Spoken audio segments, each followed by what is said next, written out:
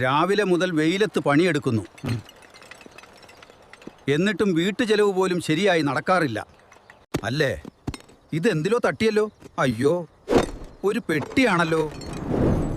ഇതൊക്കെ സ്വർണമാണോ? ഇത് ഞാൻ എടുത്താൽ എന്റെ കഷ്ടപ്പാട് തീരും. പക്ഷേ ഇത് എന്റേതല്ലല്ലോ. തെറ്റായ വഴിയിൽ കിട്ടുന്ന പണം എത്ര ദിവസം നിലനിൽക്കും? വേണ്ട, ഇത് ഒളിപ്പിച്ചു വെച്ചാൽ മനസ്സമാധാനം കിട്ടില്ല. എന്റേതല്ലാത്തത് എനിക്ക് വേണ്ട. ഭഗവാനെ, ഞാൻ ചെയ്യാൻ പോകുന്നത് ശരിയാണോ തെറ്റാണോ എന്നെനിക്കറിയില്ല. ശരിയായ തീരുമാനമെടുക്കാൻ എന്നെ സഹായിക്കണം. ഈ പെട്ടി അതിന്റെ യഥാർത്ഥ ഉടമയ്ക്ക് തന്നെ കിട്ടട്ടെ. ഈ പെട്ടി കണ്ടപ്പോൾ നിനക്ക് മോഹം തോന്നിയില്ലേ? തോന്നി മഹാരാജാവേ.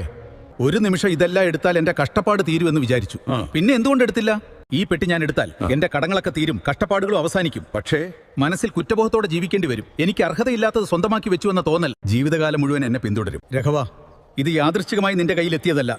നിന്റെ സത്യസന്ധതയും കഠിനാധ്വാനവും കണ്ടിട്ട് ദൈവം നിനക്കായി കരുതി വെച്ച സമ്മാനമായിരിക്കാം ഇത്. കാരണം ഈ നിധിപ്പെട്ടിയേക്കാൾ വിലയേറിയത് നിന്റെ മനസ്സാണ്. അതുകൊണ്ട് ഈ നിധിപ്പെട്ടി ഇനി മുതൽ നിനക്കുള്ളതാണ്. നന്ദി രാജാവേ.